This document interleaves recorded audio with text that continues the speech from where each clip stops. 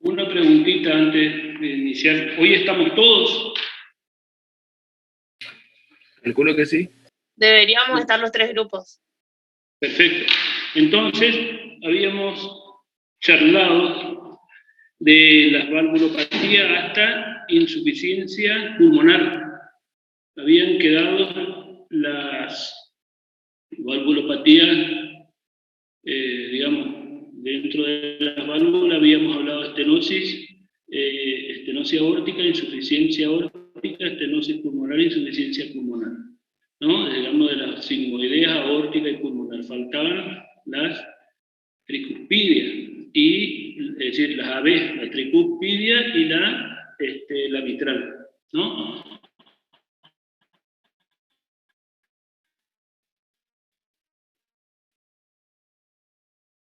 Así habíamos...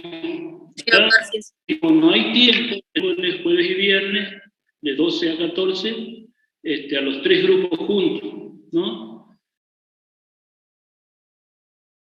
Estenosis aórtica, habíamos conversado todo acerca de la estenosis aórtica, insuficiencia aórtica,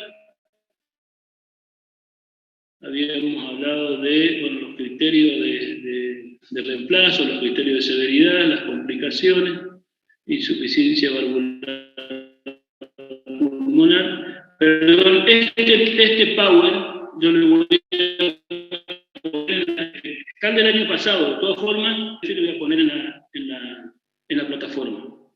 Bueno, entonces nos quedan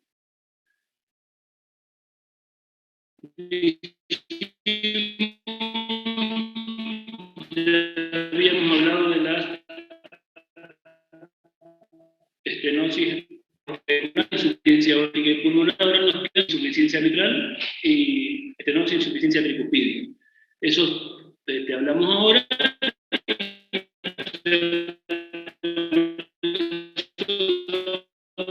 Por terminado el primer que ver con la sobrecarga, los trastornos de conducción auriculoventricular, perdón, los trastornos de conducción intraventricular y los trastornos de conducción auriculoventriculares en el electrocardiograma. Así que y a partir del viernes se inicia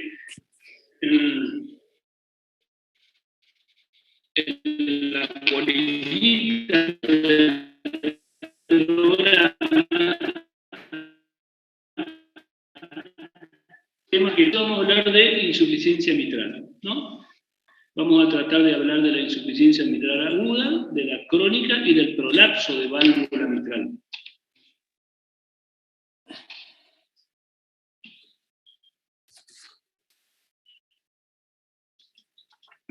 Bueno, la insuficiencia mitral es una alteración anatómica y o funcional del aparato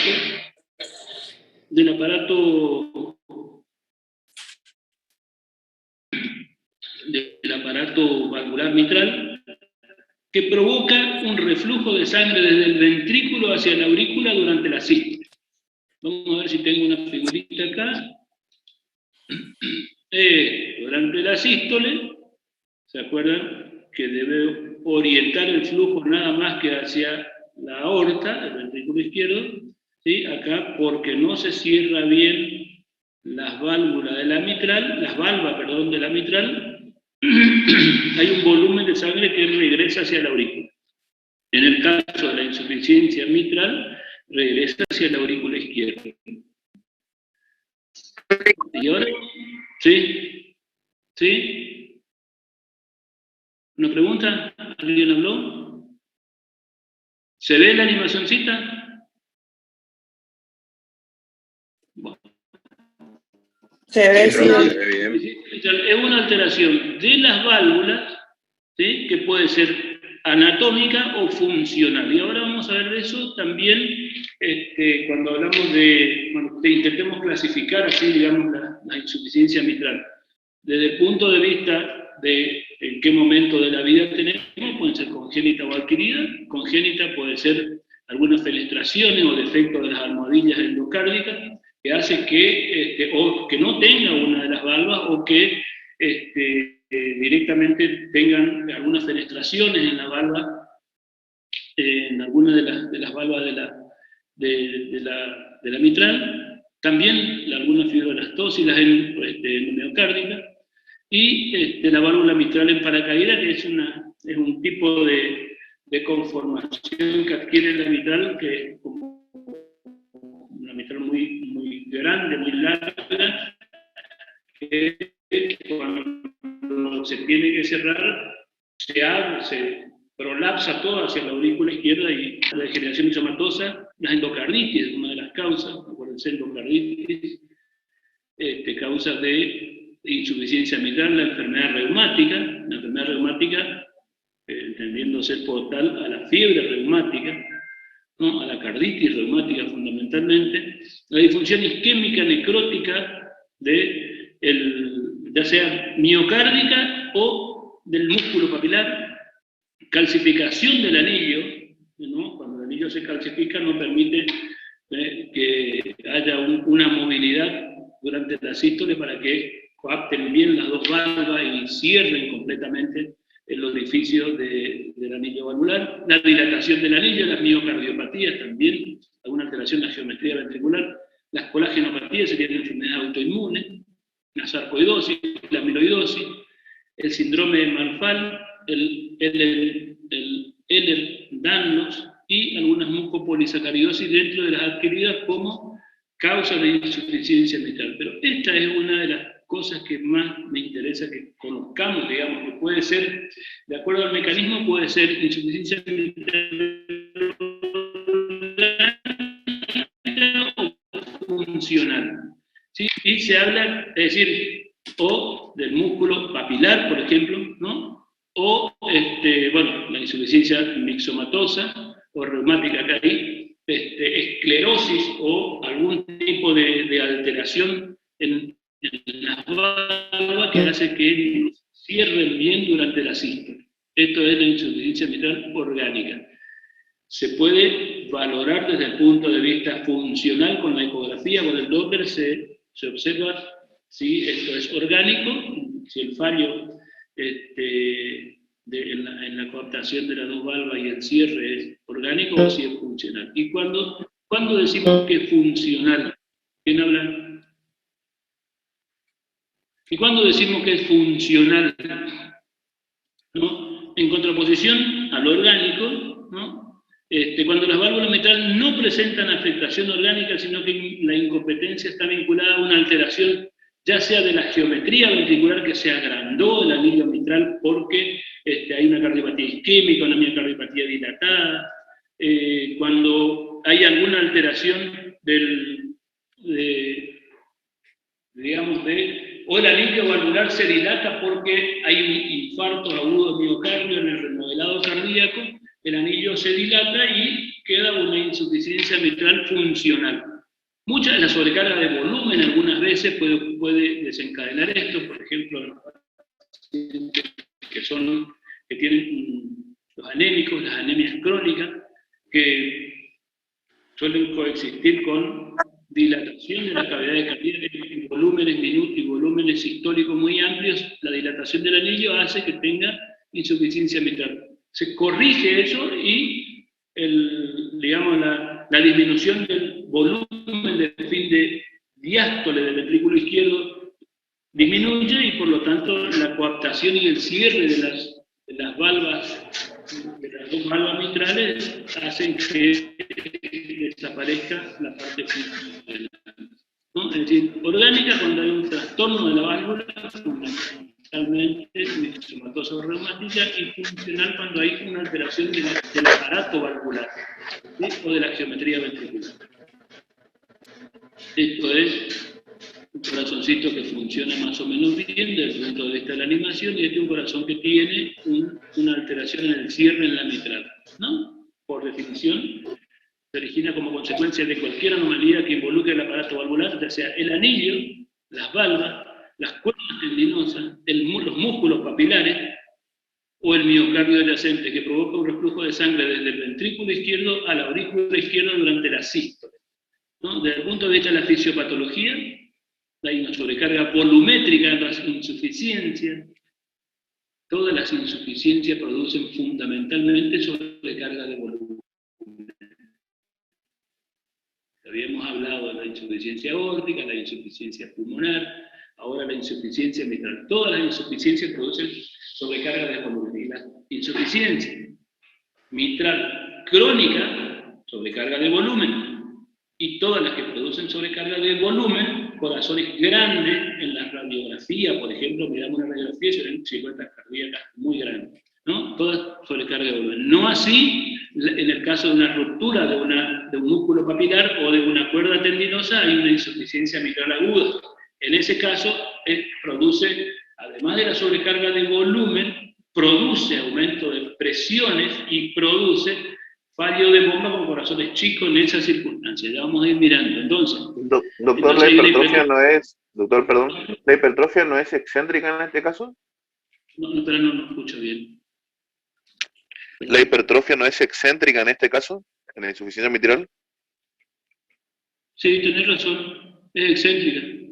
Hay una digamos, dilatación con hipertrofia excéntrica, ¿no? Hay por supuesto que el volumen que se eyecta del ventrículo izquierdo va a dos cámaras con presiones muy distintas. Pueden ser que la presión en la aorta es 100 milímetros de mercurio como mínimo, arriba de 80 se abre la sigmoidea, pero la presión en la aurícula izquierda es muy distinta, es mucho menor, digamos, ¿no?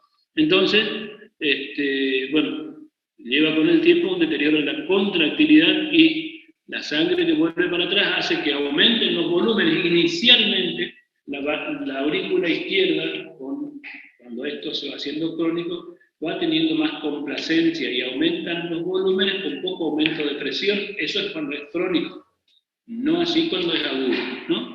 Entonces, fundamentalmente va produciendo sobrecarga de volumen y presión con hipertrofia excéntrica, ¿cierto?, del ventrículo izquierdo, y puede tener en algún momento evolutivo esta sobrecarga de presión en la aurícula izquierda va a desencadenar hipertensión pulmonar y también puede llevar a deterioro de la función del ventrículo derecho. Eso es más tarde, es distinto de lo que produce en la estenosis mitral, que es más temprano, produce la sobrecarga de presión en el circuito pulmonar con hipertensión pulmonar y trastorno de la función del ventrículo derecho. Y la severidad de la insuficiencia mitral está determinada fundamentalmente por el volumen sistólico, el efectivo, el regurgitante y el volumen sistólico total. Y esto se puede ver en algunas etapas de la insuficiencia mitral descompensada. Bueno, tenemos que evaluar bien el miocardio contráctil o la fracción de eyección, ¿no? La magnitud del volumen regurgitante, que esto nos va a dar una idea fundamentalmente del gasto anterógrado, porque lo que disminuye al final es el volumen sistólico efectivo, por decir de alguna manera, y que tenga o no tenga isquemia, cardiopatía isquémica o alteración de las arterias coronarias, ¿no? Los síntomas se van a estar dados fundamentalmente al volumen regurgitante, una alteración de la función del ventrículo izquierdo, y esto se va a ver cuando la lesión o cuando la alteración es antigua, ¿no? La lesión con el tiempo comienzan a aparecer los síntomas. Esta valvulopatía tiene un periodo de pocos síntomas que es muy largo, es muy parecido a la insuficiencia aórtica, que también tiene pocos síntomas durante mucho tiempo, pasa asintomática durante mucho tiempo, ¿no? También, por supuesto, que a la antigüedad de la lesión, al aumento de la presión en el circuito pulmonar, esto sí, cuando comienza a haber aumento de presión en el circuito pulmonar, comienzan a aparecer otros elementos clínicos, ¿no? Y si se asocian o no con cardiopatía isquémica o con otra valvulopatía. Fundamentalmente está en relación con eso. Desde el punto de vista del examen físico, latido torácico diagonal, sagital, apes desplazado. Todo lo que produzca aumento, sobrecarga de volumen, desplaza el apes hacia abajo y hacia la izquierda, ¿no? Normalmente quinto espacio intercostal, línea medio clavicular, y se va hacia el sexto espacio intercostal, línea axilar anterior, o más, o línea axilar media inclusive. Acá se puede palpar el latido de Dressler, o signo de Dressler también, ¿no? Latido de Dressler es cuando nosotros ponemos el talón de la mano en el tercio inferior, en el tercio medio del esternón a la derecha, a la izquierda del esternón, palpamos como otro choque de punta, ¿no? Ese es el ventrículo derecho, se llama signo de Dressler. Y cuando nosotros palpamos el ventrículo derecho, cuando hay hipertensión pulmonar. Todo lo que produzca sobrecarga de presión en el circuito pulmonar va a producir sobrecarga o hipertrofia ventricular derecha. Y la hipertrofia ventricular derecha hace que se palpe el ventrículo derecho con la maniobra de Dressler. También podemos escuchar un frémito o un soplo en el ápex, ¿no? Signo de congestión y signo de congestión venosa sistémica. ¿Cuándo aparecen los signos de congestión venosa sistémica? Cuando ya hay, además de hipertensión pulmonar, cierto grado de falla del ventrículo derecho. ¿Sí? Falla el ventrículo derecho y aparece otra valvulopatía, insuficiencia tricuspidia funcional por dilatación del anillo con ingurgitación yugular, edema y signos de congestión sistémica. A la ocultación, el primer ruido es variable, ¿no? Puede ser normofonético, en general suele ser normofonético. El segundo ruido que habitualmente está como enmascarado por el soplo, ¿no? Cuando aparece un tercer ruido indica que hay deterioro de la función ventricular izquierda, ¿no? Y por supuesto que siempre que hay deterioro de la función ventricular izquierda o de la fracción de eyección, ¿sí? Ya estamos hablando de que cualquier afectación cardíaca, enfermedad coronaria, hipertensión arterial, valvulopatía, cualquier alteración cardíaca que produzca afectación miocárdica y lleve a una disminución de la fracción de eyección, habla de gravedad, ¿sí? Habla de severidad de la afectación. Y se escucha, por supuesto, que después del primer ruido cardíaco, un soplo pansistólico en barra, ¿no? Un soplo pansistólico en barra. Esto es en la insuficiencia mitral crónica. En la insuficiencia mitral aguda a veces se escucha poco o el soplo no tiene la misma magnitud que la insuficiencia mitral crónica. ¿Sí? El primer ruido cardíaco, soplo pansistólico en barra, que a veces enmascara el segundo ruido cardíaco. ¿Verdad? Primer ruido normofonético, soplo pansistólico en barra. Acuérdense ustedes que se cierran las válvulas, ¿no? La válvula, el cierre de la válvula auriculoventricular, ya al ser insuficiente la mitral, ya comienza a regurgitar la sangre. O sea que inmediatamente después del primer ruido, soplo sistólico durante toda la sístole y termina con el cierre de la sigmoidea aórtica y pulmonar con el segundo ruido cardíaco. Si aparece un tercer ruido cardíaco, ya estamos pensando de que hay alguna alteración en la función ventricular izquierda y esto me habla de severidad. Y si además de esto tengo signo de Dressler positivo con ingurgitación yugular, signo de congestión sistémica, hay hipertensión pulmonar con insuficiencia cardíaca derecha. ¿Estoy siendo claro hasta acá? Sí, doc. Bueno. En la evaluación diagnóstica, bueno, en el electrocardiograma fundamentalmente vamos a ver cuando tiene ritmo sinusal, sobrecarga de auricular izquierda y ventricular izquierda, porque tiene la sobrecarga de volumen, ¿no? Con la hipertrofia excéntrica, habíamos visto recién, buena corrección, ¿no? Cuando hay sobrecarga o dilatación auricular, cuando se dilatan las aurículas, o por causa, predispone a una arritmia. Esa arritmia es la fibrilación auricular. Siempre que hay dilatación auricular, predispone a la fibrilación auricular, ¿sí? A un trastorno en la despolarización de las aurículas que como que hay múltiples focos digamos, de activación auricular, o como que hay múltiples circuitos que siguen múltiples caminos, y la contracción auricular no es una contracción auricular uniforme, sino que se van contrayendo determinadas partes y porciones de la aurícula, y en ningún momento hay una contracción uniforme. Cuando la aurícula se dilata, ocurre eso, predispone la fibrilación auricular.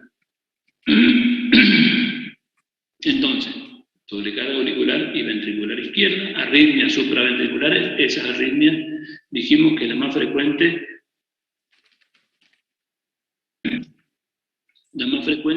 es la fibrilación auricular, o extrasístoles auriculares u otras, o también el aleteo, ¿no? Perdón.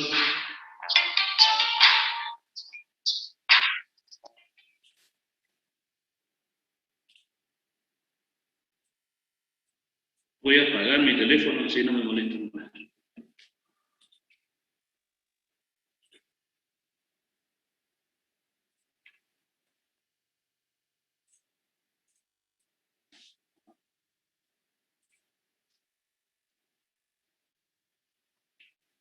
Bueno, ¿dónde estábamos?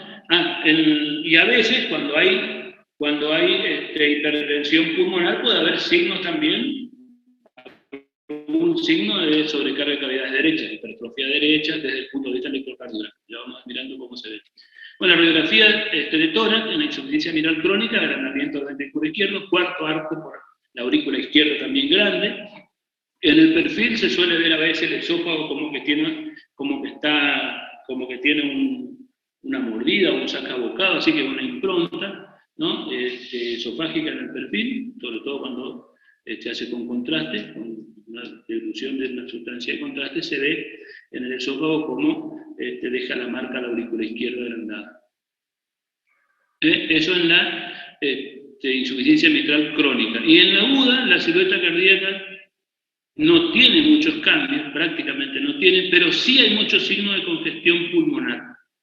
Entonces, la insuficiencia mitral crónica tiene todos estos elementos que estuvimos hablando. La insuficiencia mitral aguda, ahora vamos a ver más tarde cuáles son los elementos clínicos de la insuficiencia mitral aguda. Bueno, desde el punto de vista de la prueba de apremio, digamos, la ergometría, determina la capacidad y tolerancia al ejercicio. Esto se indica en pacientes con insuficiencia mitral severa para evaluar la clase funcional fundamentalmente.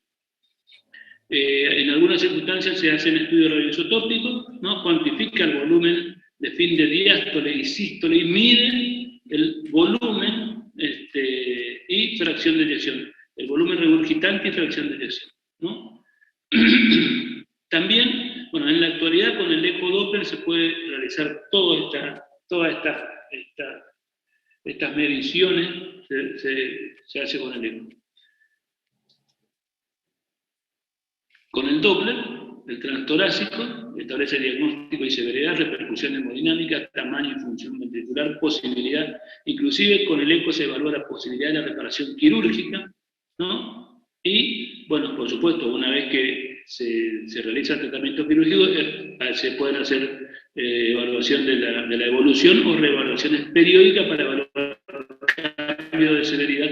Y fundamentalmente, esto cuando tienen las mujeres jóvenes que se embarazan en la toma de decisiones. Y el eco transesofágico, cuando no se puede precisar adecuadamente o en el transtorácico, ¿no? El diagnóstico de la severidad, acuérdense ustedes que nosotros si vamos por el esófago ponemos el transductor directamente en la pared posterior de la aurícula izquierda y le vemos al orificio mitral directamente desde arriba y se pueden hacer todas las mediciones. ¿Está? El cateterismo, el estudio hemodinámico, en la insuficiencia mitral crónica, bueno, lo que se observa un resalto energético y de presión sistólica aórtica y cambios variables en la presión en la aurícula izquierda, presión de fin de diástole del ventrículo izquierdo, tiene una onda B que es variable de acuerdo al volumen sistólico. En la insuficiencia mitral aguda hay fundamentalmente aumento de la presión del fin del diástolo del ventrículo izquierdo con aumento de la onda B, ¿no? Y de la aurícula izquierda y un descenso bastante brusco de la tensión arterial. ¿Qué significa presión de fin de diástolo del ventrículo izquierdo? Acuérdense ustedes que la presión de fin de diástolo del ventrículo izquierdo anda alrededor de 17 milímetros de mercurio, y a partir de ahí, todo lo que es por arriba de eso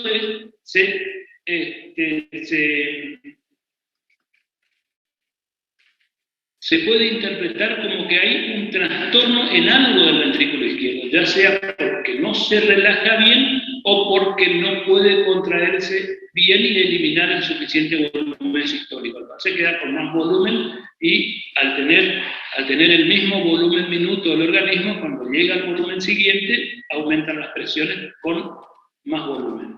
Entonces, si la presión de fin de diástolo del ventrículo izquierdo está por arriba de 17 milímetros de mercurio, ya la presión dentro de la aurícula izquierda también está por arriba de 17 milímetros de mercurio.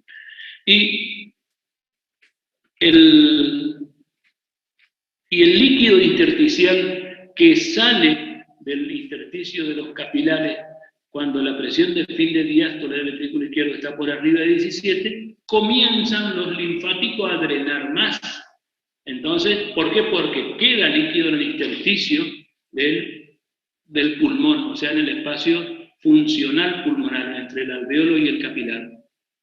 Cuando la presión supera los 20 milímetros de mercurio, los linfáticos pueden bombear todavía más, pero ya hay redistribución de flujo. Cuando miramos en la radiografía de tórax, se ve que hay redistribución de flujo, se comienzan a congestionar los ilios y se comienza a ver cefalización del flujo pulmonar.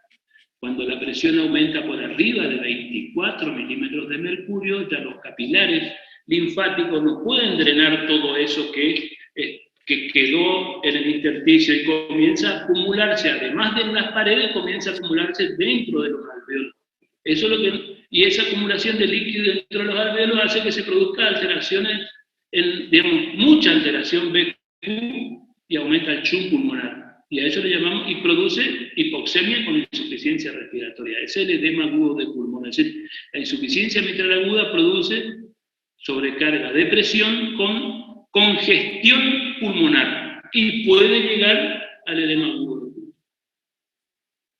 Bueno, las indicaciones del cateterismo, bueno, detección de enfermedad coronaria, fundamentalmente en la insuficiencia mitral crónica, cuando se va a definir la intervención quirúrgica, igualito que en la estenosis aórtica y en la insuficiencia aórtica, es siempre previo a las intervenciones quirúrgicas, se realiza un cateterismo fundamentalmente para evaluar la enfermedad coronaria para resolver en el mismo momento, ¿no? Y por supuesto que medimos la presión del circuito pulmonar en pacientes que van a reparación quirúrgica y sobre todo los que tienen hipertensión pulmonar severa. Los que tienen hipertensión pulmonar severa también, una de las indicaciones es realizar después los test de respuesta a vasodilatadores. Eso vamos a ver cuando se vea hipertensión pulmonar. El tratamiento en la insuficiencia mitral crónica, cuando hay disfunción del ventrículo izquierdo y síntomas de insuficiencia cardíaca, ¿no? Si no es factible el tratamiento quirúrgico, porque obviamente el tratamiento es reemplazo quirúrgico, lo que se hace es tratar diurético, inhibidor de enzima convertidora de angiotensina. Cuando hay arritmias supraventriculares, debe usarse fármaco efectivo en la prevención y recurrencia de estas arritmias, ¿no? Las que producen depresión de la conducción auriculoventricular. En ellos tenemos la digital, la miodarona, los beta bloqueantes y la anticoagulación oral para evitar, acuérdense ustedes que si hay arritmia supraventricular, fibrilación auricular con dilatación, en la orejuela de la aurícula izquierda puede formarse un trombo y ese trombo puede embolizar. Entonces, anticoagulación oral para evitar eso y para evitar los accidentes embólicos, la embolia fundamentalmente cerebral, ¿no? Cuando hay FA o insuficiencia cardíaca o disfunción del ventrículo izquierdo. Y en la insuficiencia mitral aguda, que dijimos que producía la insuficiencia mitral aguda, producía sobrecarga de presión y cierto grado de congestión pulmonar que puede llegar al edema agudo del pulmón, ¿no? Y generalmente la insuficiencia mitral aguda moderada severa produce shock cardiogénico, o sea que es Es gravísimo. En la aguda, vasodilatadores para disminuir la poscarga, para disminuir, por supuesto, el volumen regurgitante, ¿no? Y para mejorar el volumen ventricular y para mejorar la competencia valvular. El tratamiento quirúrgico es reemplazo valvular, ¿no? Tiene una mortalidad de 5 al 10%. La plástica, que en la actualidad cada vez se insiste más en una plástica valvular, ¿no? Una plastia, una mortalidad del 1 al 3%. Bueno, el momento quirúrgico óptimo es previo al inicio de la disfunción ventricular izquierda. Es decir, que hay que hacerle seguimiento ecográfico anual, inclusive a veces hasta menos tiempo, ¿no? Previo al inicio de la disfunción ventricular izquierda o en el comienzo, todavía esto, cuando es el comienzo de la disfunción ventricular, se puede controlar y puede ser reversible la función. O sea que cuando la fracción de eyección está, fíjense ustedes, en 70, más del 70%, ¿no? De 60 a 70 o 60, bueno, cuando hay disfunción ventricular izquierda perdón, esto es volumen de fin de diástolo del ventrículo izquierdo, volumen de fin de diástolo del ventrículo izquierdo menos de 40 milímetros, ¿no? Y 40 a 45. Esto es cuando comienza cuando comienza la disfunción ventricular. ¿Cuáles son los factores que incrementan la mortalidad? Bueno, la edad, la etiología isquémica, la clase funcional de la disnea fundamentalmente, que tenga enfermedad coronaria asociada, cuando hay disfunción hepática o cuando la fracción de eyección está por debajo del 50%, que era lo que habíamos visto. Bueno, las causas de muerte, todos los pacientes que tienen cardiopatía, y sobre todo cardiopatía estructural, ¿no? Las causas de muerte, generalmente cuando son bien manejados durante mucho tiempo, es un síndrome de bajo gasto cardíaco. Insuficiencia mitral aguda. Etiología, bueno, endocarditis infecciosa, ruptura de cuerdas tendinosas, ¿no? En las válvulas mixomatosas. Puede ser la cardiopatía isquémica o el infarto, ¿no? Un infarto de músculo papilar, de cuerda tendinosa, dilatación del ventrículo izquierdo con falla y en la contracción de las valvas, fiebre reumática aguda y traumáticas. Estas son las etiologías de la insuficiencia mitral aguda. La más frecuente es la cardiopatía isquémica. Le sigue la endocarditis infecciosa y después la ruptura de válvulas mixomatosas. Desde el punto de vista del cuadro clínico de la insuficiencia mitral aguda, paciente gravemente enfermo de insuficiencia cardíaca, ¿no? Edema agudo de pulmón, desde la insuficiencia cardíaca sintomática en reposo. A eso es lo que denominamos insuficiencia cardíaca descompensada. Cuando tiene síntomas de congestión pulmonar disnea en reposo, un paciente que tiene insuficiencia cardíaca se llama insuficiencia cardíaca descompensada, ¿no? Después de eso le sigue el edema agudo de pulmón, que algunos dirían es lo máximo de insuficiencia cardíaca descompensada, pero no me define. Cuando esta descompensación produce un aumento del Shunt con hipoxemia y una alteración en la oxigenación de la sangre, o sea, el intercambio gaseoso, ahí denominamos este cuadro como edema agudo de pulmón. Puede haber hipotensión arterial o directamente shock cardiogénico con edema agudo de pulmón, ¿no? Bueno, fíjense ustedes que el soplo puede ser sistólico, puede ser suave, puede tener variación en distintos tiempos del ciclo cardíaco, pero lo que tiene que predominar y prevalecer es el juicio clínico. Esto suele ocurrir al segundo o tercer día de un infarto agudo de miocardio, por ejemplo, o puede ocurrir como un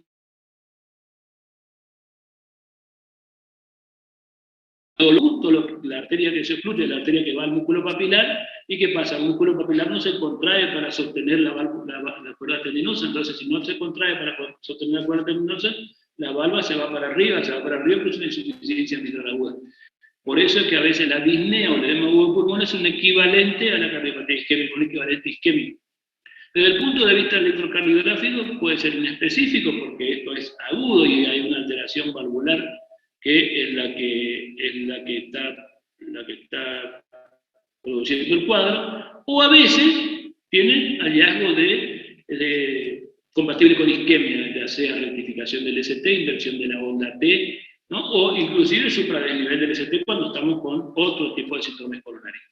En el cateterismo lo que vamos a ver, presión de fin de diástole del ventrículo izquierdo elevada, onda B prominente y presión aórtica baja, sin duda, ¿no? Bueno, por supuesto que cuando la causa es isquémica, lo que tenemos que ver es tratar de realizar una coronariografía.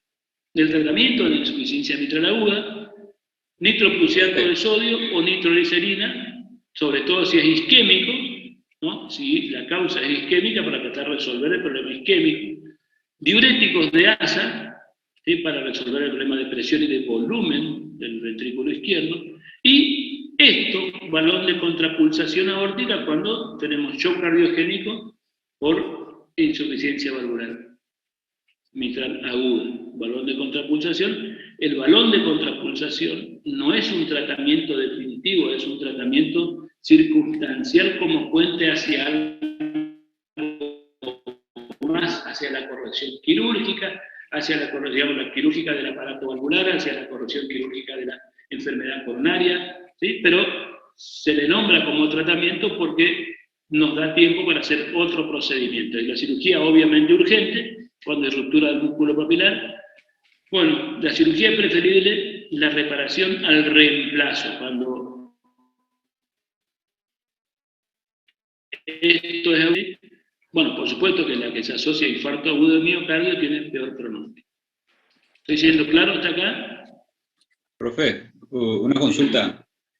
¿La aurícula izquierda sufre alguna dilatación ahí que se pueda ver en el electrocardiograma? La aurícula izquierda produce, por ejemplo, desde el punto de vista electrocardiográfico, la sobrecarga auricular izquierda se ve con una onda P que fundamentalmente es más larga. Es decir, habíamos dicho que el electrocardiograma normal, la onda P mide 0.08 segundos, o sea, 2 cuadraditos hasta 0.09 segundos, y del voltaje hasta 0.25 milivoltios, que es 2.5 milímetros. Cuando la onda P tiene esas características, es una onda P normal. ¿Cuándo decimos que se agranda la aurícula izquierda? La aurícula izquierda decimos desde el punto de vista electrocardiográfico cuando la onda P mide más de 0,10 segundos. Y una onda P que mide casi 3 milímetros es porque la aurícula izquierda es la que se agrandó. Y si mide más de 2.5 milímetros de altura es porque la aurícula derecha es la que se agrandó. Y después vamos a tratar de ver bien eso desde el punto de vista electrocardiográfico. Pero sí produce sobrecarga auricular derecha. Bueno, perdón, izquierda, pero acuérdense ustedes que también puede producir arritmia, fibrilación auricular. Prolapso de válvula mitral es la otra. Habíamos visto insuficiencia mitral crónica, insuficiencia mitral aguda y ahora el prolapso de válvula mitral. Es una enfermedad, es la enfermedad valvular de mayor prevalencia, 3 al 5% de la población general tiene. La mayoría son asintomáticas. Bueno, los que tienen síntomas pueden tener fatiga, dolor torácico. Es una causa muy frecuente de dolor torácico en las mujeres, sobre todo. ¿No? Pueden producir palpitaciones porque puede desencadenar, puede desarrollar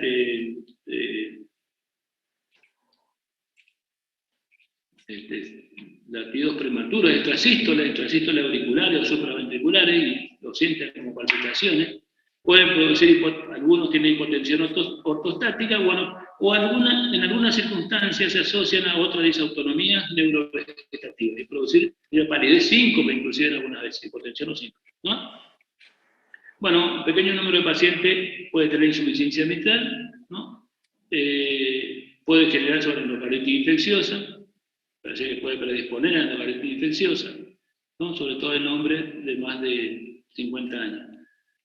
El prolapso de válvula mitral en algunas circunstancias se asocia con accidente cerebrovascular isquémico, es decir, puede en algunas circunstancias producir trombosis adherida a cierta, porque también esta va a producir en algún momento, en algún punto, dilatación auricular, y la dilatación auricular puede generar trombo y desprenderse y producir, puede producir eventos embólicos. Bueno, fundamentalmente lo que se escucha, el primer ruido cardíaco, la primera parte de la sístole no se escucha nada y se escucha un clic con un soplo telesistólico. Es decir, un clic con un soplo telesistólico regurgitativo me habla a mí de prolapso de válvula mitral. Esa es la característica, ¿no? Y que a veces el clic, cuando hacemos alguna actividad física, por ejemplo, el clic se acerca y el soplo se hace más prolongado cuando hay más aumento de presión en el circuito pulmonar. El tratamiento, cuando se asocia con accidente cerebrovascular o con fibrilación auricular, ¿no? En personas de más de 65 años, ¿no? Hay que anticoagular, anticoagulación oral con acetocumarol. Eso ya, cuando se den arritmia, vamos a ver cómo se anticoagula a una persona. O sea, hay que prevenir las arritmias, sobre todo las supraventriculares o las arritmias con frecuencia, las taquiarritmias, digamos, ¿no? Con beta bloqueante, en los que tienen historia o antecedentes de accidentes isquémicos transitorios cerebrales, antiagregación, y en las válvulas que tienen válvulas mixomatosas, la corrección quirúrgica es la sugerida. Vamos a hablar de estenosis mitral. Bueno, desde el punto de vista de la insuficiencia mitral, ¿quedó algo que no haya estado lo suficientemente claro? Así trato de explicar para intentar aclarar.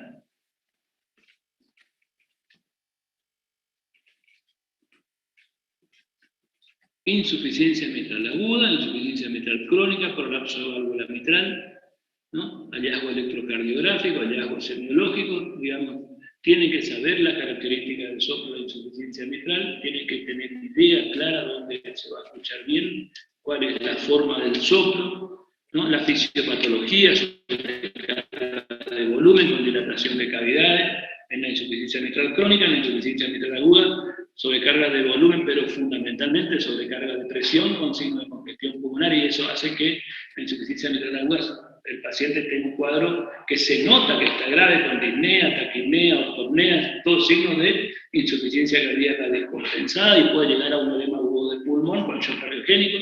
Tienen que tener la idea clara desde el punto de vista de la imagen, insuficiencia mitral crónica, corazón grande, aumento del ventrículo izquierdo, una aurícula izquierda grande, y en un perfil con un contraste esofágico se nota la impronta de la aurícula izquierda.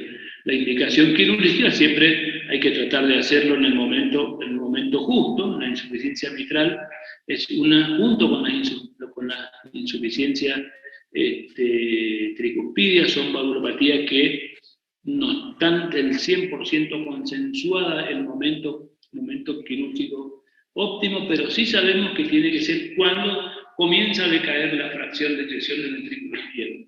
Eso es clave, y de eso va a depender la geometría ventricular, la presión, si tiene o no hipertensión pulmonar y enfermedad coronaria. Tenemos todos los hallazgos electrocardiográficos y radiográficos, y qué es lo que vamos a ver en cada uno de ellos. Bueno, estenosis mitral. Acá lo que pasa es que la válvula mitral no orienta bien. ¿Cuál es el área mitral normal? De 4 a 6 centímetros cuadrados. 6 centímetros cuadrados. Bien, la obstrucción al tracto de salida, perdón, al tracto de entrada al ventrículo izquierdo, por una patología generalmente reumática de la válvula mitral. Hasta ahora, las causas de estenosis mitral, la causa reumática es la más frecuente. Bueno, desde el punto de vista de los síntomas, fíjense ustedes que después de la fiebre reumática, las personas suelen pasar 10 o 20 años aproximadamente libre de síntomas, ¿no? Y a partir de ahí comienzan a aparecer los síntomas de estenosis mitral, ¿no? Fundamentalmente, digamos, durante la etapa aguda de la fiebre reumática, ¿no? Hay una alteración, por supuesto, del tejido conectivo y de las válvulas por una reacción inmunológica. Acuérdense ustedes que la fiebre reumática conceptualmente es una complicación no supurada de la infección por Streptococcus viridans, ¿no? Fundamentalmente el que afecta a la faringe, es decir, la faringitis estreptocócica, ¿no? Es una complicación no supurada de la infección estreptocócica, ¿no? Y es una enfermedad digamos, que tiene la fisiopatología, una reacción inmunológica cruzada con el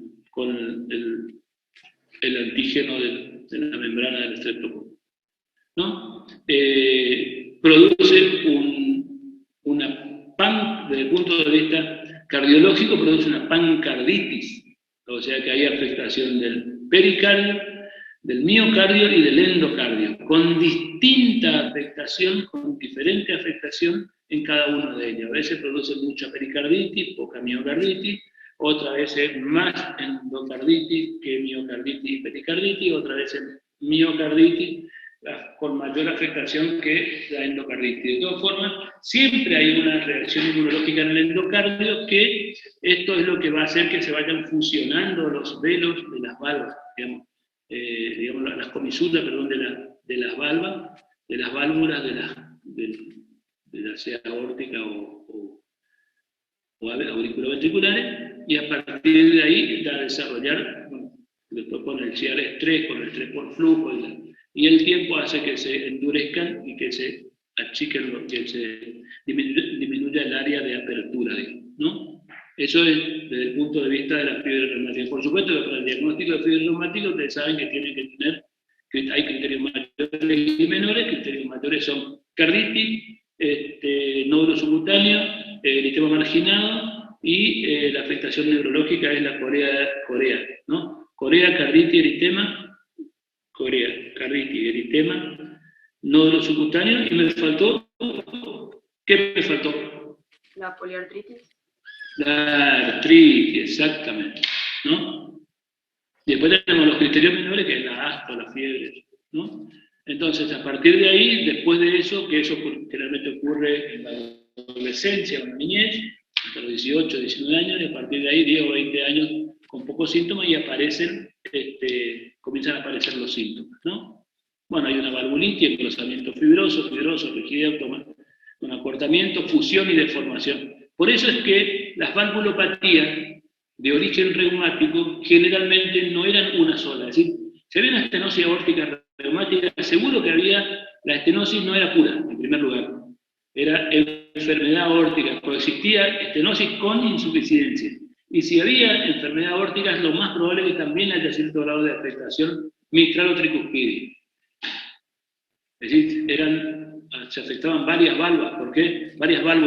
Porque la inflamación por reacción inmunológica era en todo el endocardio. ¿Está quedando claro hasta acá? ¿Sí? Porque a veces parece que me da la sensación de que lo explico bien. Por suerte, miren, el área valvular normal de 4 a 6 centímetros. Se habla por área cuando se puede, que me enseñaron a mí hace años y sigue siendo igual por suerte. La estenosis mitral es leve cuando el área es por arriba de 1.5 centímetros cuadrados, moderada cuando es de 1 a 1.5, es decir, de 1.5 hasta 1 sería, ¿no? Se va cerrando mal anillo, y severa cuando es menor a 1 centímetro cuadrado de área. La estenosis mitral severa es muy parecido al de la estenosis aórtica, ¿no? Desde el punto de vista de la clasificación por área. La fisiopatología, reducción del área del orificio valvular, aumento de la presión en la aurícula izquierda, se produce un gradiente transvalvular entre la aurícula y el ventrículo, y esto va a repercutir hacia atrás, ¿no? Porque las presiones dentro de la aurícula izquierda va a aumentar, aumenta también, ¿no? La presión en el capilar pulmonar, en la vena pulmonar, primero pasivamente y después en forma reactiva. Y acá comienza a haber hipertensión pulmonar. ¿Está? La hipertensión pulmonar va a producir hipertrofia ventricular. Todo lo que en cardiología o en cualquier circunstancia produzca un aumento de la resistencia anterógrada, va a producir hipertrofia compensadora. ¿Sí? La hipertensión arterial. ¿Cuál es la primera complicación en el miocardio? Y la hipertrofia ventricular izquierda. Después comienza a haber el trastorno de relajación y después la insuficiencia cardíaca y después la dilatación. Acá, en la hipertensión pulmonar, en este caso, primero es pasiva, después reactiva, porque hay aumento de la presión auricular izquierda. Primero es pasiva, después reactiva, hay hipertrofia ventricular izquierda, después dilatación ventricular izquierda y esto, con la dilatación, aparece la insuficiencia tricupídica funcional con signo de congestión retrógrada. ¿Ah? Las manifestaciones clínicas de la insuficiencia de la estenosis mitral, disnea de esfuerzo, puede haber edema de pulmón, palpitaciones, hemoptisis, embolia sistémica, dolor torácico, fatiga, falla derecha. Habitualmente, ustedes van a leer en la mayoría de los libros de texto que dicen que la estenosis mitral es palpitante, disneizante, embolizante, hemoptizante, ¿sí? No está acá, ahí está, hemoptizante. ¿Ah? Esos son, ¿no? Y estos son los elementos clínicos, digamos, de la estenosis mitral y puede llegar a producir falla derecha.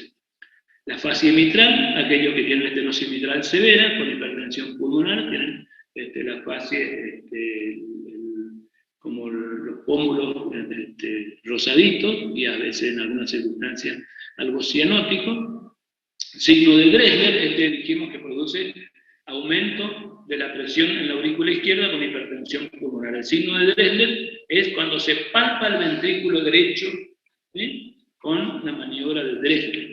¿Y para qué sirve la maniobra de Dressler? Para palpar el ventrículo derecho. ¿Y cuándo se palpa el ventrículo derecho? Cuando hay sobrecarga de presión en el circuito pulmonar o hipertensión pulmonar. O también la estenosis valvular pulmonar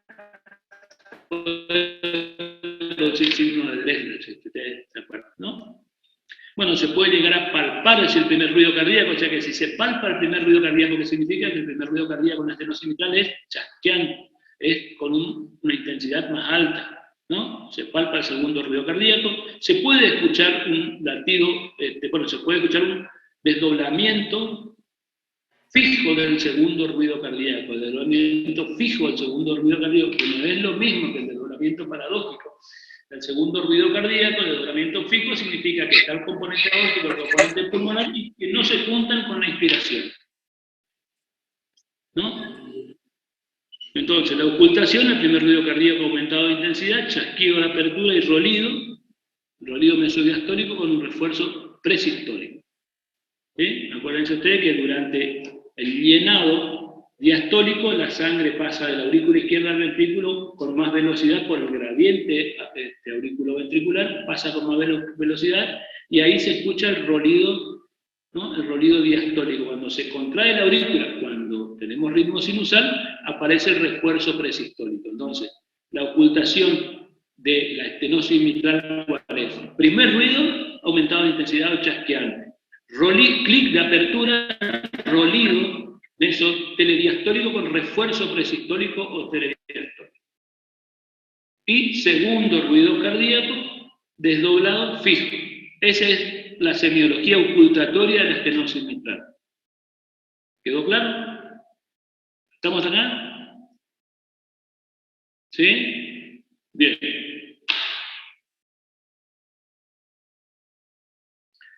Bueno, desde el punto de vista de los estudios complementarios para hacer diagnóstico, electrocardiograma, agrandamiento auricular izquierdo, puede haber fibrilación auricular, todo lo que lleva a agrandamiento de las cavidades, sobre todo las cavidades auriculares, puede llevar a fibrilación auricular y agrandamiento o hipertrofia ventricular derecha.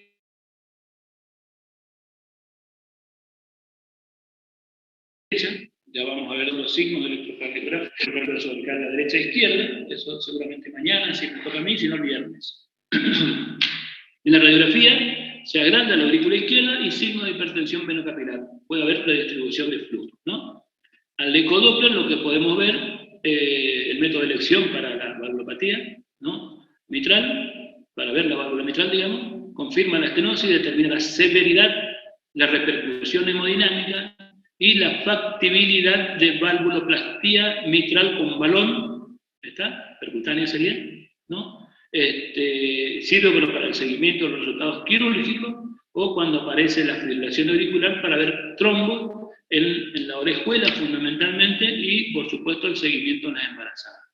El trance esofágico previo a la valvuloplastia, valvuloplastia percutánea mitral con balón, ¿no? Cuando se sospechan trombos en la orejuela, por supuesto que eso contraindica la valvuloplastia hasta que se haga el tratamiento anticoagulante y que desaparezcan los trombos. Los estudios complementarios, ¿para qué sirve el cateterismo? Para hablar de anatomía coronaria, fundamentalmente.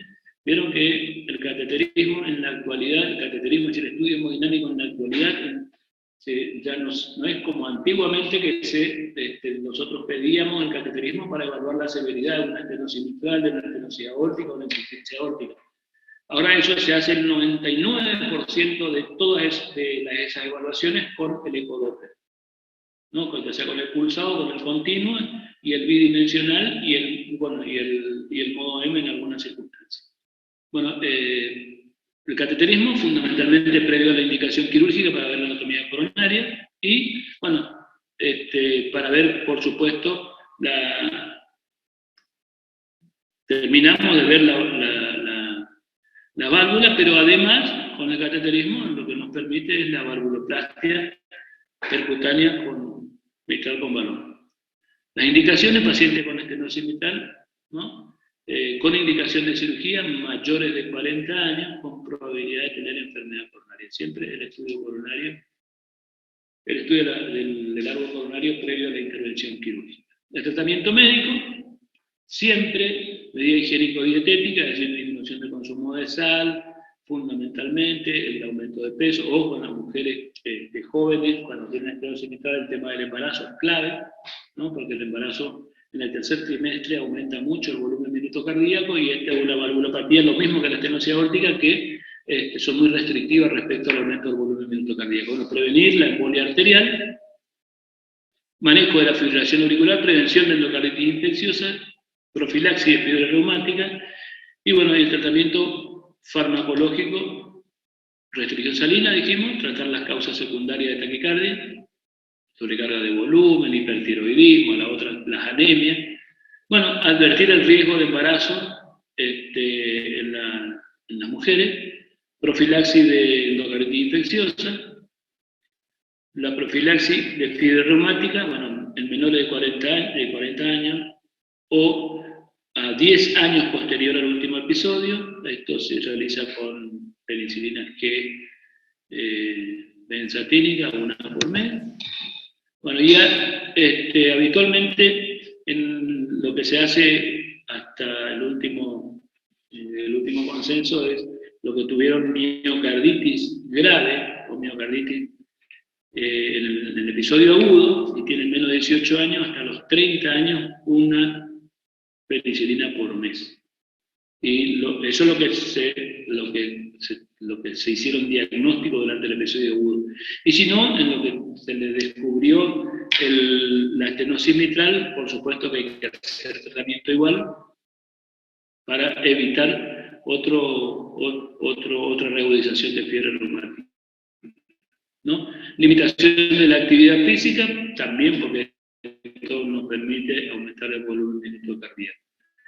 Desde el punto de vista farmacológico, los pacientes que tienen buena fracción de eyección ventricular izquierda, pero tienen fibrilación auricular, los betabloqueantes son los de elección para frenar la frecuencia, para disminuir la frecuencia cardíaca y mantener el corazón con una frecuencia cardíaca adecuada, ¿no?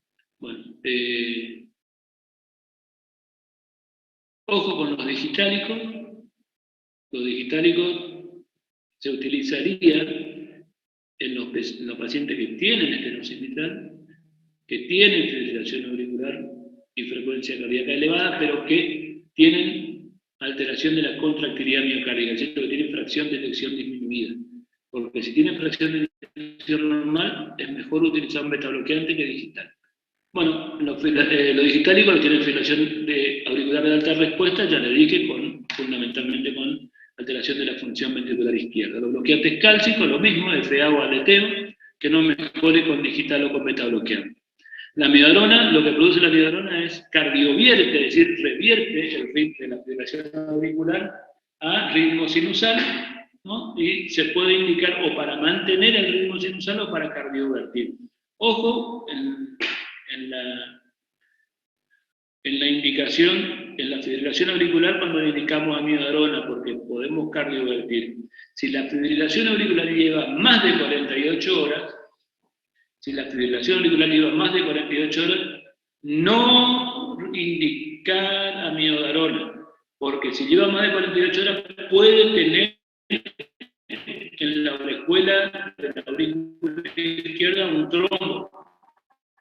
Y mientras está con la fibrilación, el trombo no se desprende, porque le indicamos amiodarona y revierte la arritmia, podemos desprender un trombo y hacer un émbolo. Y en vez de mejorar todo, empeoramos todo. Bueno, los diuréticos, cuando tiene disnea de esfuerzo, cuando está embarazado, cuando tiene signo de insuficiencia cardíaca, los anticoagulantes orales, cuando tiene fibrilación auricular y estenosis mitral, o cuando confirmamos que hay trombo en la aurícula izquierda, sin fibrilación auricular, o cuando tiene una aurícula izquierda mayor a 55 milímetros, o cuando tiene antecedentes de una embolia sistémica. Es decir, la anticoagulación, cuando se indica anticoagulación por vía oral, ya comiencen a saber. En la fibrilación auricular con valvulopatía mitral, sobre todo, cuando demostramos trombo en la aurícula izquierda, o cuando hay antecedentes de embolia sistémica, o cuando la aurícula izquierda mide más de 55 milímetros. La valvuloplastia percutánea mitral con balón, nosotros lo que hacemos es poner un catéter, inflar el balón en la comisura, se infla y se desinfla, ¿no? Y podemos, fíjense ustedes, apertura de comisura fusional, incrementa el área más de 2 centímetros cuadrados, o sea que si tenemos 1 centímetro cuadrado y llegamos a 3 centímetros cuadrados con apertura de área, perfecto. Aumenta el gasto cardíaco, disminuye el gradiente transvalvular, ¿no?, de la aurícula izquierda, disminuye la presión en la aurícula izquierda y la presión en la pulmonar.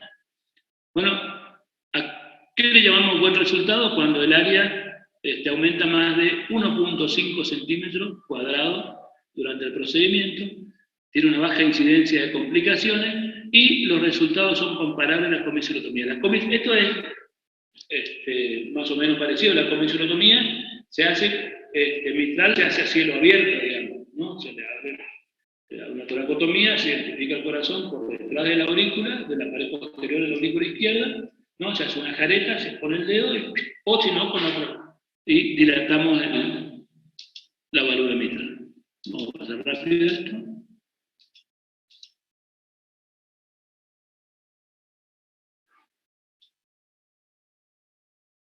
Voy a ver un casito. Cuando un paciente con estenosis valvular mitral presenta un electrocardiograma con aumento del voltaje de la onda R en las precordiales derechas, ¿cuáles son las precordiales derechas? Las precordiales derechas son B1, B2. B1, B2 podemos decir que son precordiales derechas. ¿Por qué? Porque estamos enfrente al ventrículo derecho. ¿Está? Si aumenta la onda R en las precordiales derechas, es porque hay hipertrofia ventricular derecha. Y cuando hay hipertrofia ventricular derecha, ya habíamos dicho, entonces, cuando el aumento de voltaje de la R en las precordiales derechas y una desviación del eje eléctrico a la derecha nos sugiere asociación de estenosis valvular tricuspidia significativa. No. Asociación de estenosis aórtica severa. No, porque si hay estenosis aórtica va a producir fundamentalmente desviación del eje hacia la izquierda. No. Asociación con insuficiencia mitral. No. Hipertensión pulmonar. Eso es. ¿Sí? Infarto anterior no.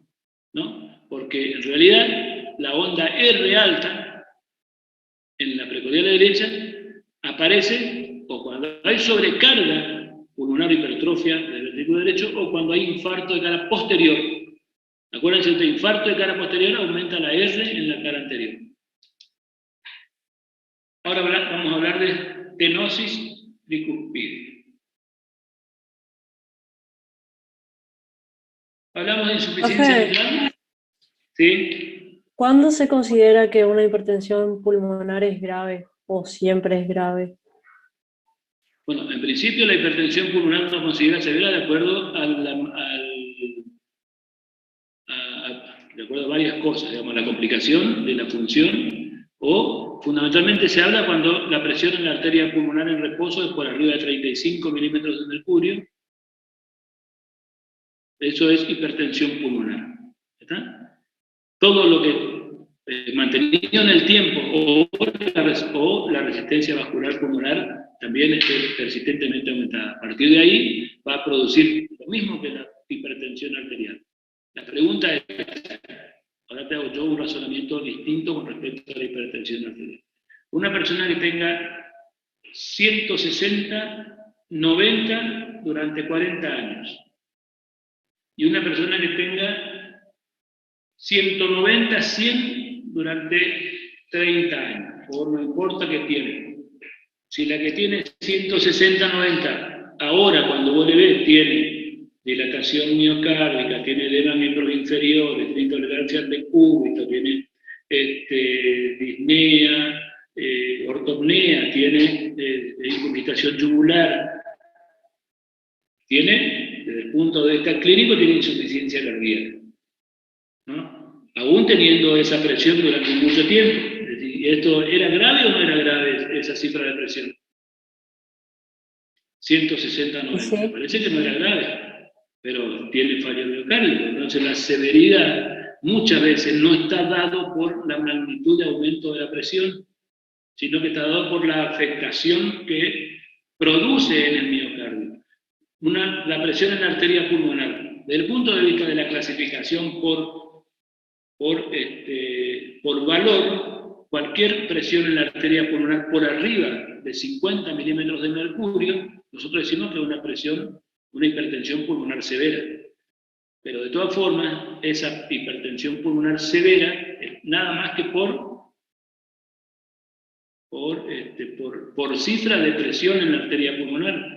Lo mismo que cuando decimos tiene 190, 100. Y por la clasificación ya está estadio 3, sería severo. ¿Me están siguiendo hasta acá? Lo mismo que una valvulopatía. ¿Cuándo decimos que es severa? ¿Cuando el área es menos de 1 centímetro o cuando tiene? Síntomas. Eso. La severidad no está dada exclusivamente por una variable. Por ahí, cuando vos querés hablar de hipertensión arterial o de hipertensión pulmonar, bueno, leve, moderado y severo. Y sí, de 25 a 35 leve, de 35 a 45 o a 50 moderado y más de 50 milímetros de mercurio. Ah, perfecto.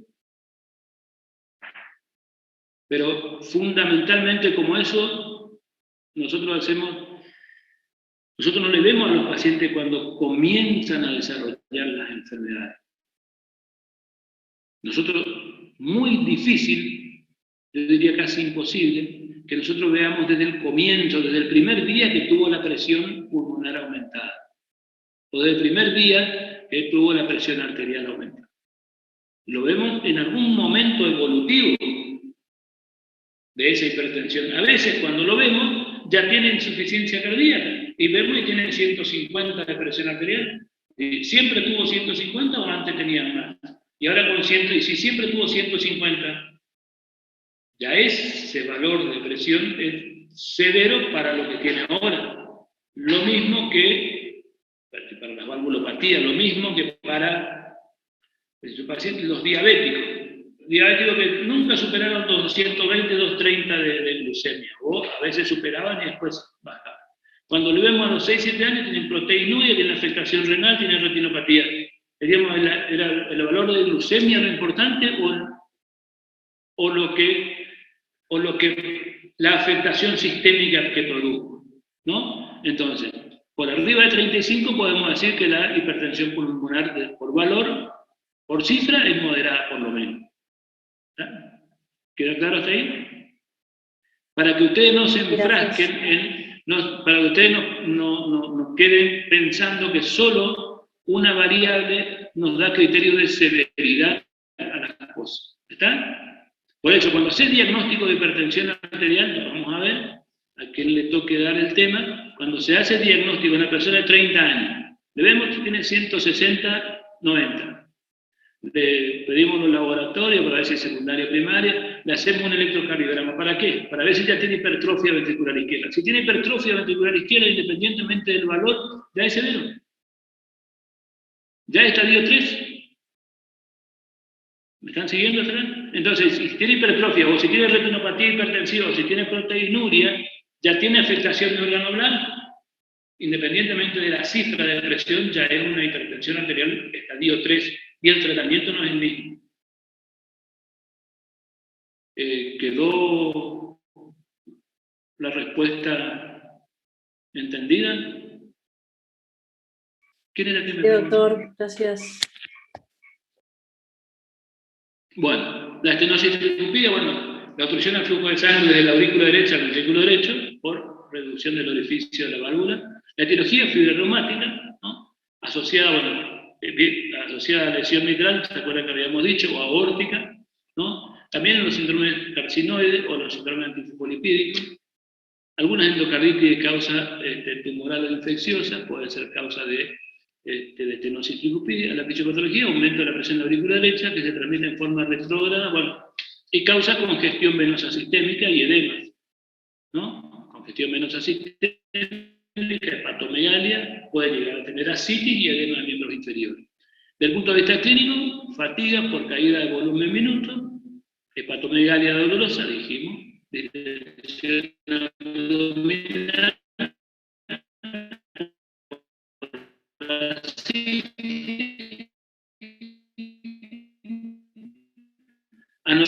y a la ocultación nosotros podemos encontrar, bueno, fundamentalmente en la estenosis tricúpida, muy parecido, pero los hallazgos son con ritmo sinusal. Ese es algo que me olvidé de aclarar.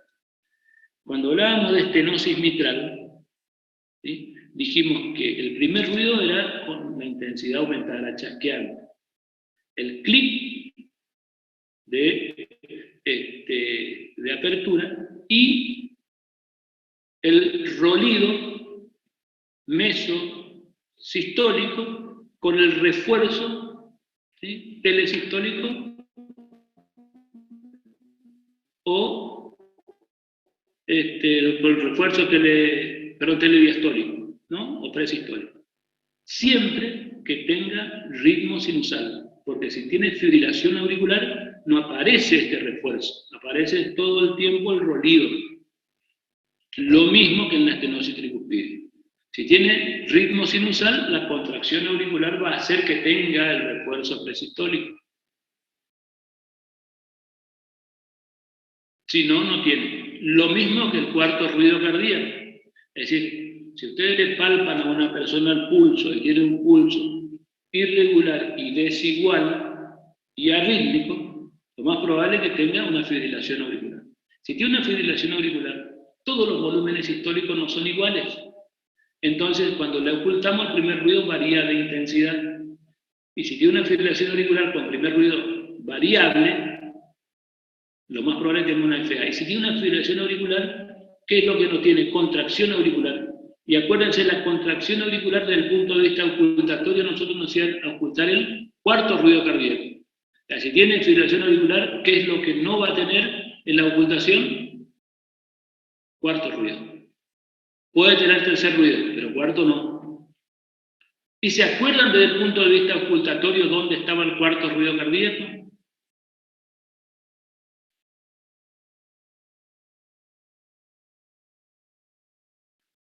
Acuérdense ustedes que Antes tenemos del el primer ruido, Era Antes del primer ruido. segundo ruido. Sistólico. Entonces tenemos primer ruido, sístole, segundo ruido. Pegado al segundo ruido, tercer ruido,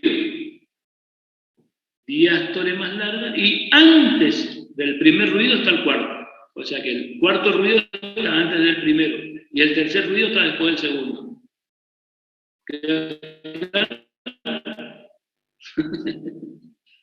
No, pero desde el punto de vista ocultatorio es así, ¿no? Entonces, cuarto primero, y si hay cuarto porque hay ritmo sinusal. Bueno, seguimos. Los exámenes complementarios puede haber, bueno, la onda P, que se agranda, que se ve fundamentalmente en D2, que tiene que tener más de, cuando hay sobrecarga auricular derecha, dijimos que la P tiene que ser más alta, ¿no? Que puede verse bien en D2 y en B1, más alta, o sea que más de 2.5 milímetros, 0.25 milivoltios. La radiografía de tórax se puede ver al lado derecho, se puede ver digamos, el agrandamiento auricular, ¿no? Izquierdo, se ve la aurícula izquierda más grande. En el eco se ven las características de la válvula, el Doppler, porque determina el área valvular y los gradientes de presión. El tratamiento de la estenosis tricuspidia, valvuloplastia con balón, ¿no? Y en algunas circunstancias reemplazo con válvulas biológicas. La última valvulopatía que nos queda, que es la insuficiencia tricuspidia, ¿no? Se produce cuando una porción del volumen sistólico del ventrículo derecho regurgita la aurícula derecha debido a una incompetencia del aparato valvular tricuspidio. Desde el punto de vista de la etiología, la endocarditis infecciosa, la fiebre reumática, la anomalía de Einstein, defectos de la almohadilla auriculoventricular, el síndrome carcinoide, bueno, algunos traumatismos, por ejemplo, cuando se colocan los catéteres, Schwann-Gann, catéter de marcapaso, puede ocurrir, ¿no? O también puede ser alteraciones funcionales, cuando, por ejemplo, la hipertensión pulmonar, ¿no? O la insuficiencia cardíaca, cuando se dilata el aparato valvular, ¿no? El cuerpo pulmonar, ¿se acuerdan lo que era el cuerpo pulmonar? Bueno, desde el punto de vista de la fisiopatología, aumento de la presión sistólica y media de la aurícula derecha, elevación de la presión venosa, y esto, transmitido hacia atrás, va a producir ascitis y edema, bueno, congestión yugular, ingurgitación yugular. Desde el punto de vista del cuadro clínico, fatiga, disnea de esfuerzo, y el examen físico, no, el pulso venoso es prominente, ¿no?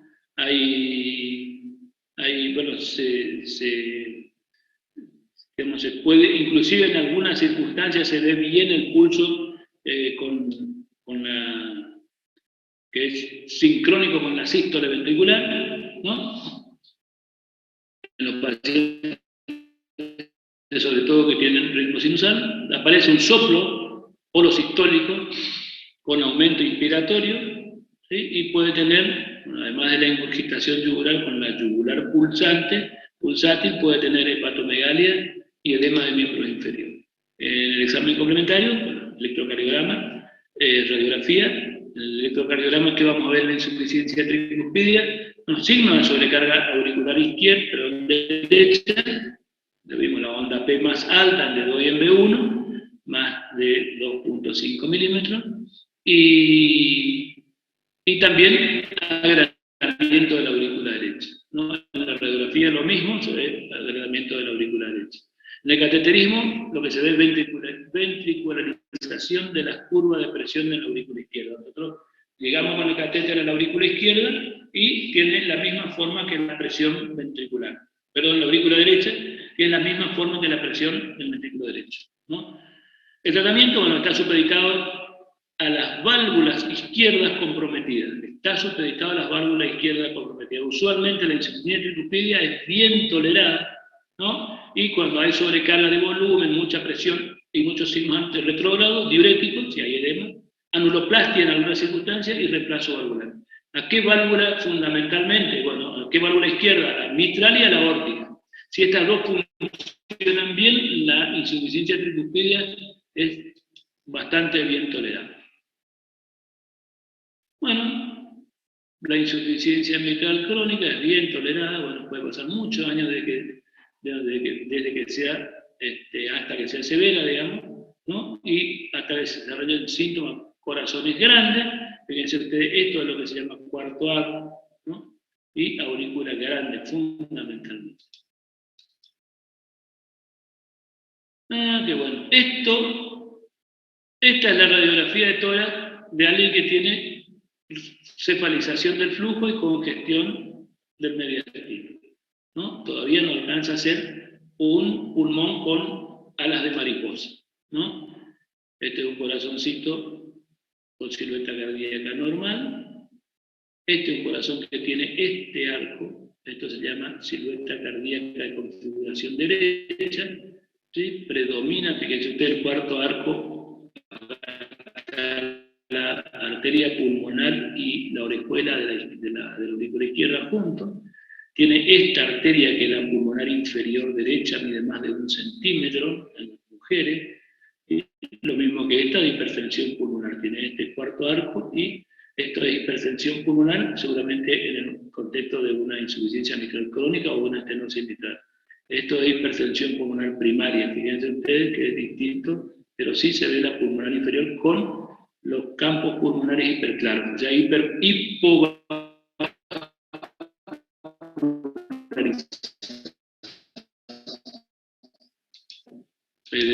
pulmón sería ese, derrame pleural, derrame pleural bilateral, y acá comenzamos a terminar.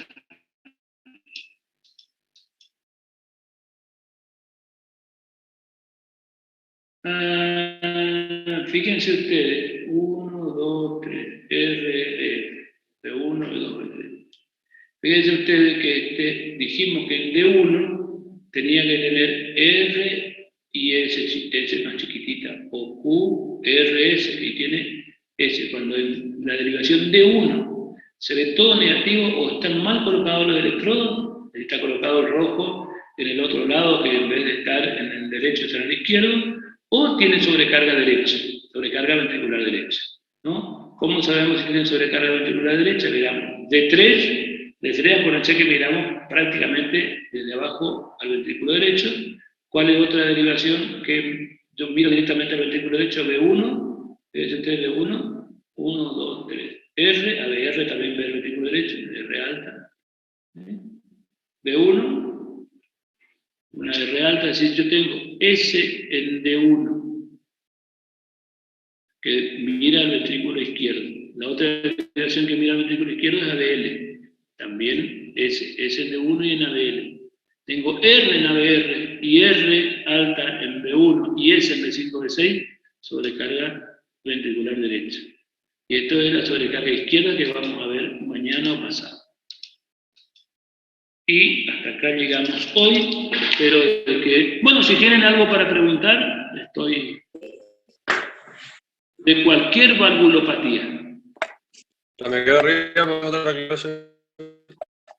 ¿No escucho bien?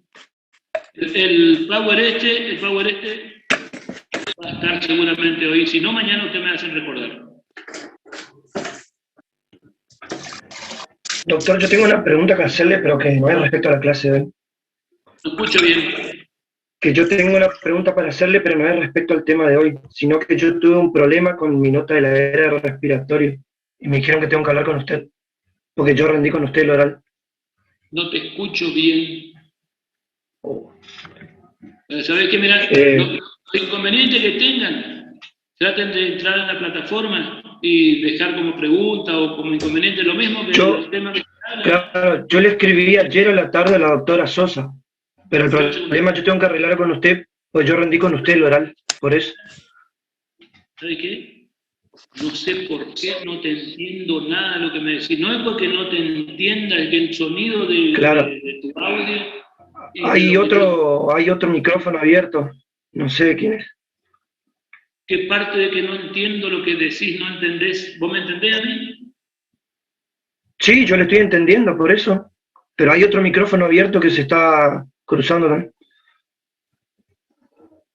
Claro, la última alguien que me pueda traducir. Planteamos la plataforma. Profe. Lo mismo que cualquier duda que haya quedado de estos temas o de electrocardiografía o lo que sea, plantéenlo en la plataforma. Y vamos a responderle. Yo, fundamentalmente, de lo que me toca a mí, le voy a responder. Yo no le encuentro a usted para escribir un mensaje directo, le encontré solo a la doctora Sosa y le escribí a ella. Bueno, ya vamos a ver. Profe, el compañero quiere hablar sobre el tema del oral, él rindió con usted y dice que le pusieron mal la nota. ¿Quién habla ahora? Río Sabrina, yo le estoy traduciendo lo que está diciendo. Vos te entiendo un poquito más. Sí, tuvo un problema con el examen. Perfecto, vamos a buscar, sí, vamos a tratar de resolver. Le pueden decir que yo le escribí a la doctora Sosa porque no lo encuentro el doctor Miguel para mandarle mensaje directo. Vamos a resolver. Ok. Él dice que no se puede comunicar con usted. Si tiene algún mail o algo. Mi compañero. En la plataforma, escribí ahí lo que vos quieras escribir, no hay problema. Listo. Yo ya escribí ayer, estoy esperando respuesta entonces. Les